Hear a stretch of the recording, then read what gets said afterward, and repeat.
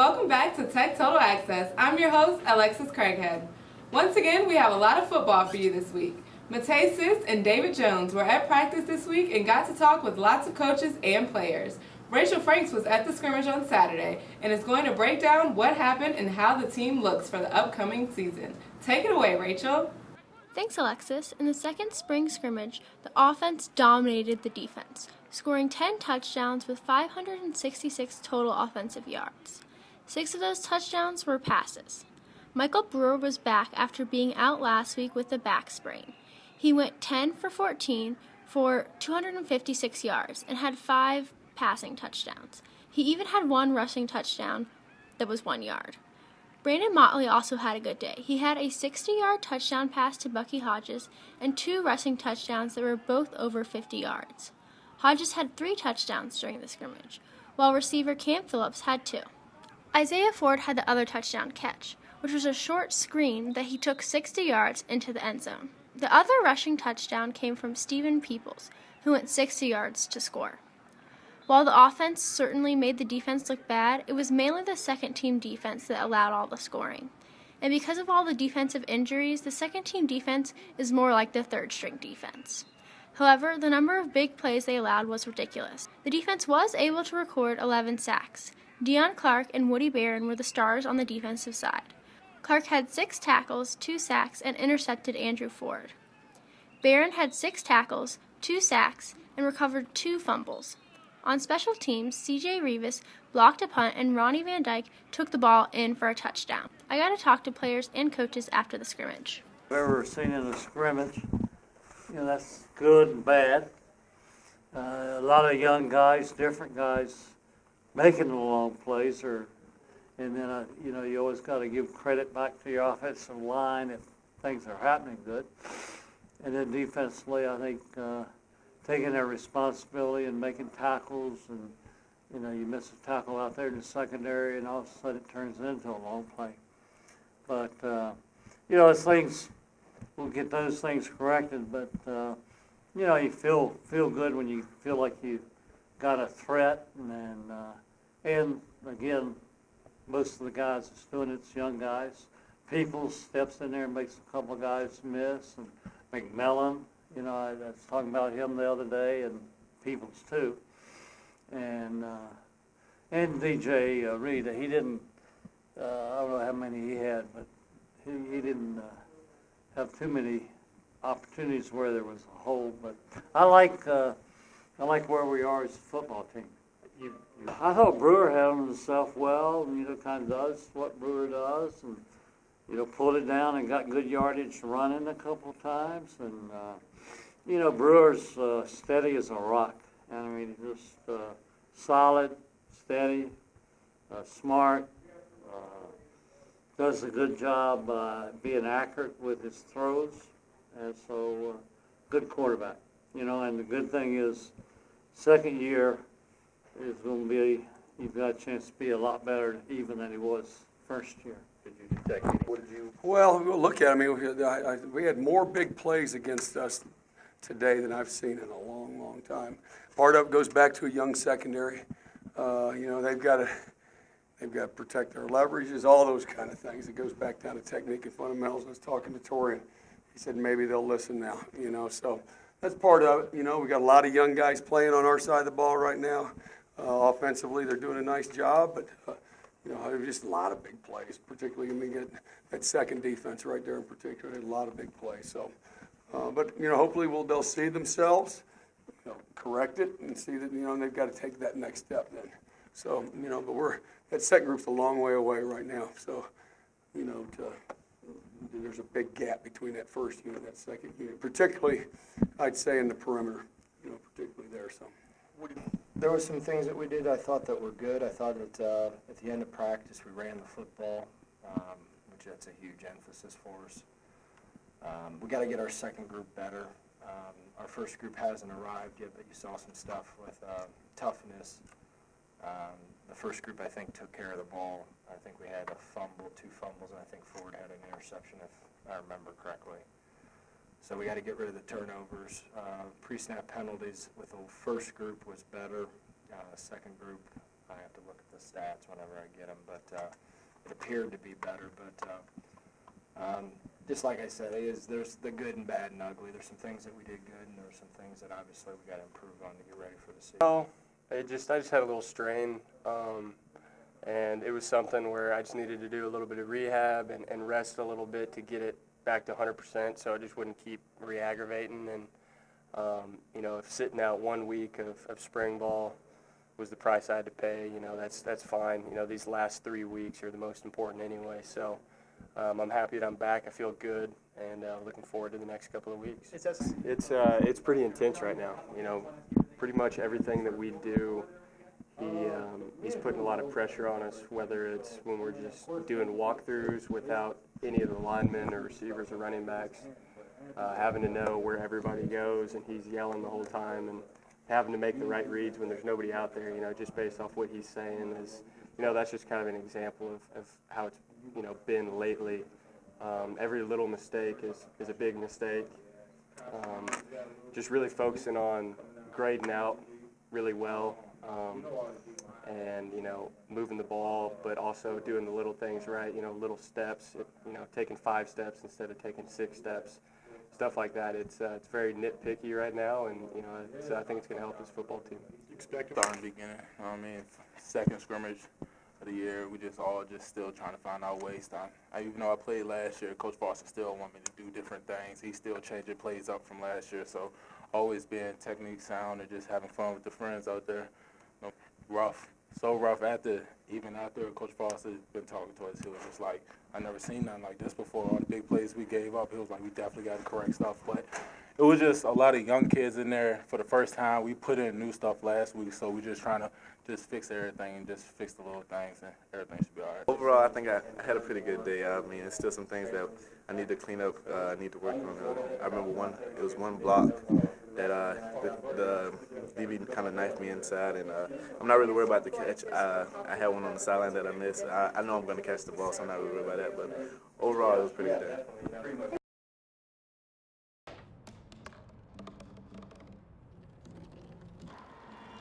Everybody has a dream.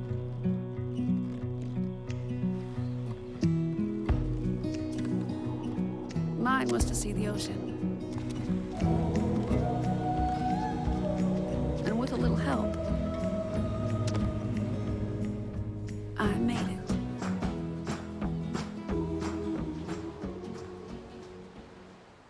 Homemade noodles. Marty, stop it. That reminds me, maybe we should try a new form of birth control. Bedsider.org has birth control information and a lot more. And it's... What do you think, though?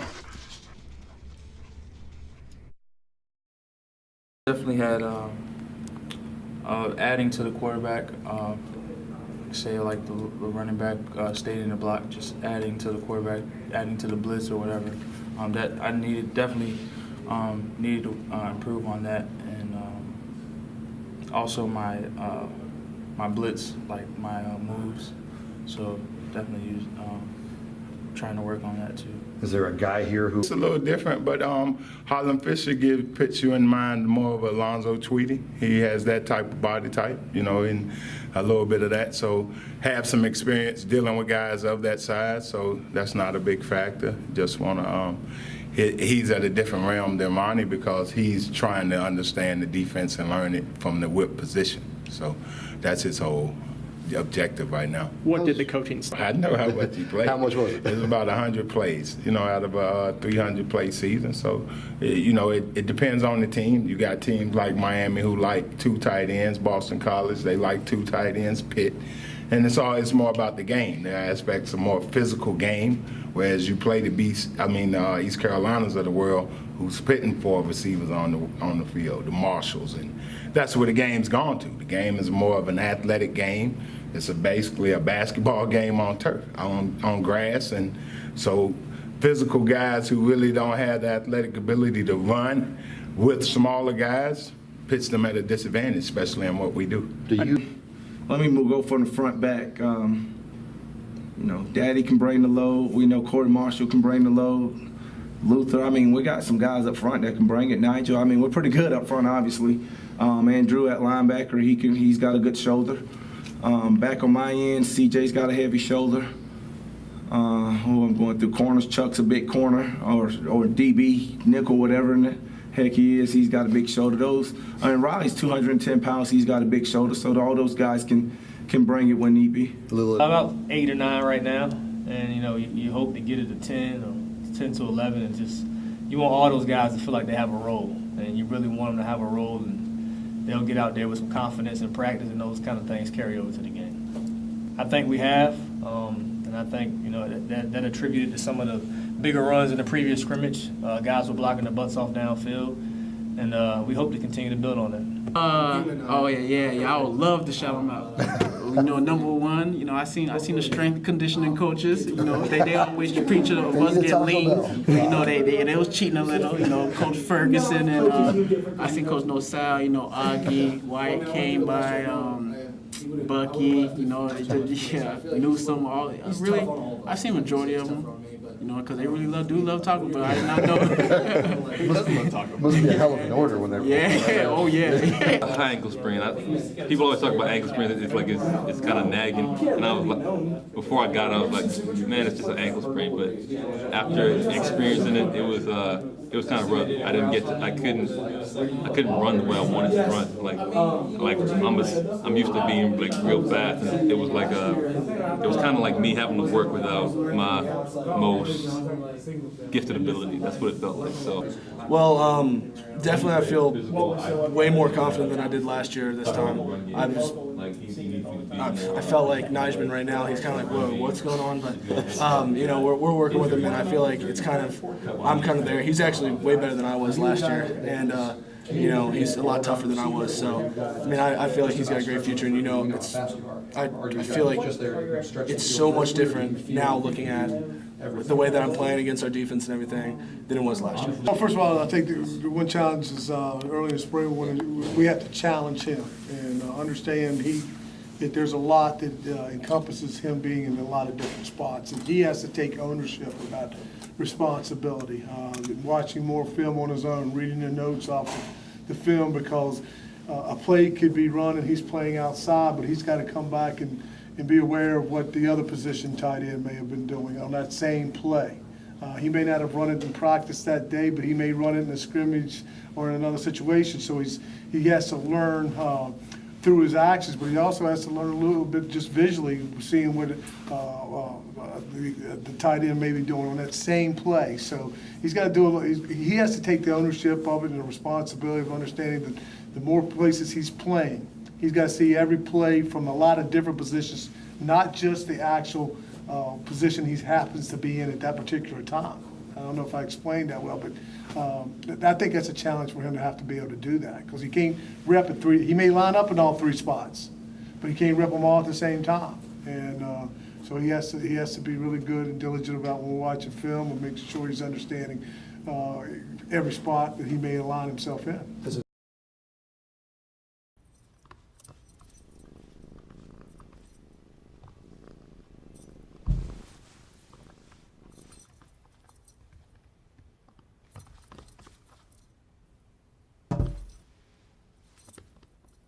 There's a shelter pet who wants to meet you. Meet one today. Visit theshelterpetproject.org. Adopt.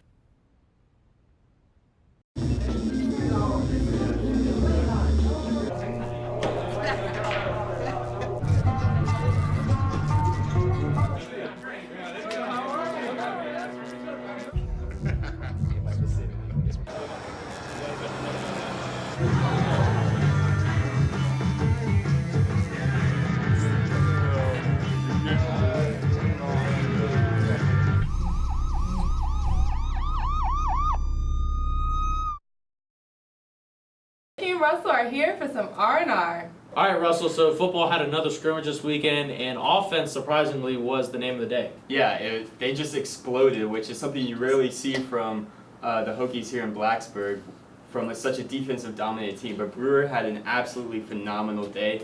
Completed 10 of 14 passes, 256 yards, and 5 touchdowns. Now, granted, it's just a scrimmage. Yeah. He's not going to do that in a real game, but still, it's a good thing to see for someone who's coming off of a week of injury. I agree. He missed the last scrimmage due to that back strain he had, and it's really important for him to have a good spring, even though the quarterbacks behind him necessarily aren't performing as well as you had hoped. Andrew Ford's looked a little shaky.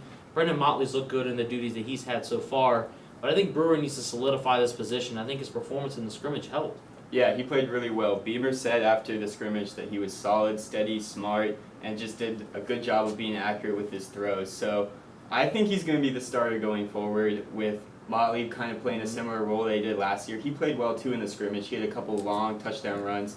So he showed his ability to be mobile and get out of the pocket. Yeah, I think he'll definitely provide a different look for defenses, but I think, we need to kind of temper the expectations for Brewer. They said after the game that, Loeffler asked the defensive coordinator, Bud Foster, to run certain looks, so the offense kind of knew what was coming, and I think that has to, that needs to be addressed. But obviously, to throw 5 touchdowns against the Virginia Tech defense, you've got to be pretty good, at least on your game. Yeah, and not only did they kind of run the scrimmage through the offense, but some of the key defensive players were out too. Kendall Fuller didn't play, Yes. Luther Matty didn't play, so we probably won't see an offensive explosion like this again, but it's still a good sign. Yeah, and I think another thing too is the lack of depth on defense. Even though you brought in a lot of young recruits, they're raw and they haven't shown a lot. And with all these injuries you're having, Kenny Canham did not play. That defensive line behind Daddy Nicholas, Luther Matty, Andy Hannum is kind of thin. Yeah, so we're going to really have to hope for good health this season. I think that's going to be a key part of our defense. And Deion Clark played really well at linebacker. He's a versatile, smart player, so I think he'll have a good season. He had 6 tackles and 2 sacks in the scrimmage. Yeah, Melvin Kine is a guy that I'm really interested in seeing what he does. Right now he's at defensive end, but he's really small. He's 211 pounds, and that's just not enough beef to play up front. So I would like to see him move to linebacker, but then again, if you don't have the depth at the defensive end spot where he's at now, you kind of have to keep him there. Also, the receivers, too, had a great performance. What did you think of them? Yeah, our big trio of Bucky Hodges, Isaiah Ford, and Cam Phillips, they caught all of Brewer's touchdowns. Mm-hmm. They all looked great. Isaiah Ford had just a phenomenal play where he caught the pass and ran about 60 yards past the whole defense, just really showed off his speed. So I think they'll be great for us this season. Yeah, whoever gets to start at quarterback definitely has weapons to work with. I think Bucky Hodges is just a mismatch anywhere you put him, whether it's at the tight end spot, in line, or the slot, or heck, you can even put him out, split out wide. So he provides such a mismatch for teams because of his speed, his size, and his hands. And then you combine that with Isaiah Ford and Cam Phillips, and whoever plays quarterback really doesn't have any excuses. Yeah, and not only do we have a lot of talent at the receiver position, but we're deep. Our new receiver coach, Zon Burden, said that he plans on playing 10 to 11 receivers this year, which is different from seeing only about 6 last season. So it'll be interesting to see who gets minutes, who maybe steps up and has a big game. Yeah, I'm excited to see who takes over the slot role. Last year, that role kind of changed a little bit between Willie Byrne, Joshua Stanford when he came back. I want to know who's going to be that third option on offense, or the fourth option on offense, behind Ford, Phillips, and Bucky Hodges. Maybe it's Ryan Malik, who will be returning next year as well. But they need to find another guy to make sure that offense is really, really potent on the outside. Absolutely. And then going to the running game, we didn't really see a lot from the running backs in the scrimmage. The defense played well at stopping the run, even though they got obliterated in the past. But we did see some good things. J.C. Coleman had a good run on some good run blocking. So I think it really comes down to blocking up front, which Scott Loeffler said is much improved this season. Yeah, the offensive line has a lot to prove to me, and I think a lot of people in general. They struggled last year. They lost multiple seniors on that offensive line, including Lawrence Gibson, who's probably going to get drafted in the later rounds of the NFL draft. So they need to show that, even though they're young, that they're talented. I think Wyatt Teller has a big responsibility. Redshirt sophomore, he's gotten bigger. He's going to start this year. I think he really needs to take control of that offensive line, and so far, I've seen that he has. Yeah. And then baseball, of course, they had a rough weekend against Miami. Sure, you're in Miami, nice weather, but the results weren't so great. Yeah, I mean, Miami's the 11th ranked team in the country. They really look like it. They outscored our team 34-6 over 3 games. It was just really rough. Some bright spots, though, is Alex Perez had hits in all 3 games, so that was good. Sean Kaselika also played well. So hopefully those two will, talk some sense into the rest of the team. Yeah, Alex Perez got his 200th hit this weekend, so that was really big for him as senior. He's really carried the team. But other than him and Brendan Hayden, who on offense is there picking up runs? Like you said, they scored 6 runs in 3 games. That's not going to win. Yeah, their offense has been just lackluster this entire season, so they need to step it up, although coming up this weekend they've got 3 more games against another ranked team, UNC, who's 22nd. So it's just another stretch of the tough ACC schedule that they've had all year. Yeah, and I think the pitching too, like you said, 34 runs in 3 games, that's bad. That's just bad. I mean, Sean Kaselica got rocked, Woodcock got rocked, and their pitching staff's just bad right now. They need somebody to step up other than their main guys and give them a good outing. Kaselica's been pretty good for most of the year, but he can't do it alone. Yeah.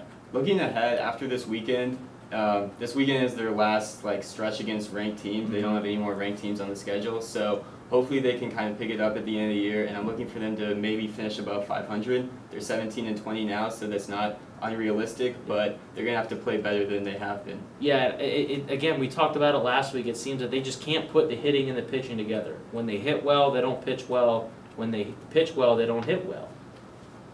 The softball team had a rough night against Tennessee Wednesday. They lose 13-4. What'd you think? Well, Maggie Tyler got the start, but they ended up going through a trio of pitches, and they all just got rocked. They each gave up home runs. Just a poor pitching performance. Bright spot is that we did hit a home run, so that's good to see, but 13-4 loss is pretty bad. Yeah, and I think it kind of damages the confidence moving forward. I mean, Maggie Tyler's been that dominant pitcher all year, and it seems that when she runs into good competition, she's just not the same. And Kelly Hines, like you said, struggled as well. Michaela Aiken, who's a freshman, she struggled. And the offense, was kept in check for most of it, other than, like you said, Gaskell's home run. But it seems like they're in that range where they're not great, but they're not bad either. They're good, but they can't beat those elite teams. Yeah, exactly. Against the teams that we should beat, we really show up and play well. But against the teams that would give us a tough game, we just don't play to our best and kind of fall short. Yeah, and they need to pick up the pace too, because right now they're flirting with not being in the ACC tournament. And of course, the ACC tournament this year is in Blacksburg. And that'd be very embarrassing for this program, in my opinion, for them to not qualify for that. Absolutely. I think we have to make that because you don't want to host that and then just not show up. Exactly.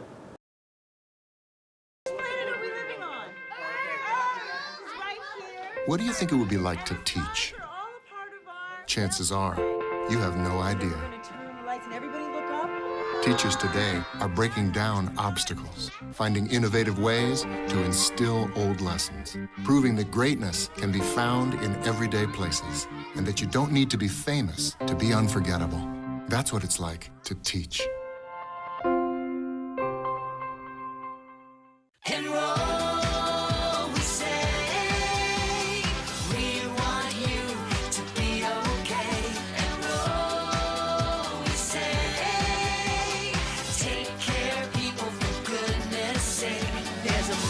Every budget, so don't accept defeat. Now you can get covered and still buy me treats. You take care of your pets. Now it's their turn to take care of you. Visit getcoveredamerica.org to learn about your health insurance options.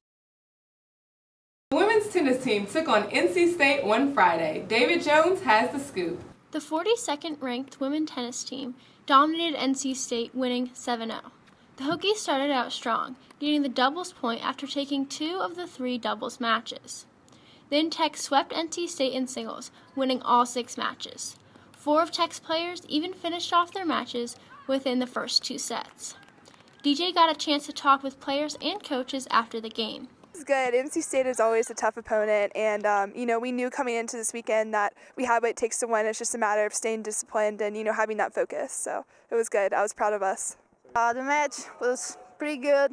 The first set went really fast and she was missing a lot, so I kind of didn't get the rhythm really, even if I kept it consistent.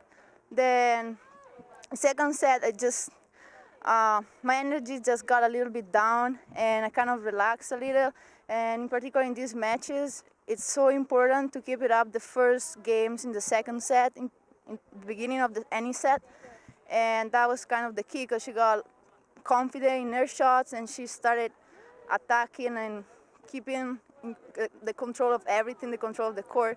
And then the third set was just like a big fight and just staying there, and it went well today.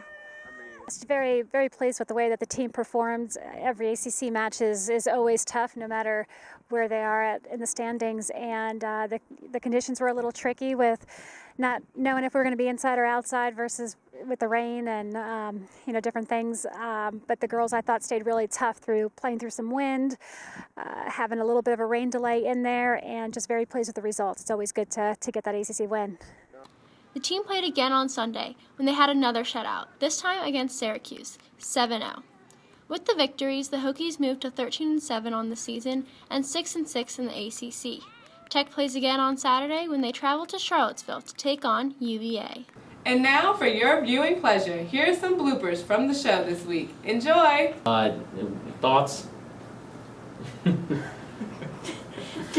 don't know anything about the game. Let's do this. Rude? Gotta have fun. Mix it up. Alright. You got that right? Good job. Yes! Bloopers. Let's go. And then he saw my athleticism at free safety. Hey, can we start that over? Say whatever you want. We'll edit it out. They shaped feet. Ow now, brown cow. Alright, you guys can go whenever. You sure? Yes. Okay, no more footies. Alright.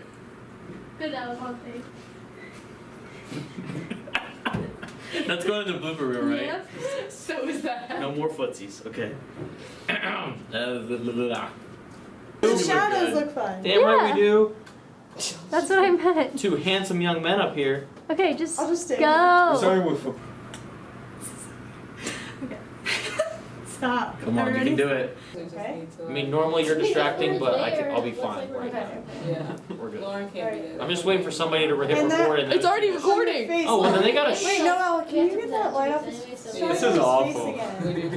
Jill's looking out for the right side of my face. I appreciate it. Thanks for tuning in to this edition of Tech Total Access. We hope you've enjoyed the show. And as always, Go Hokies!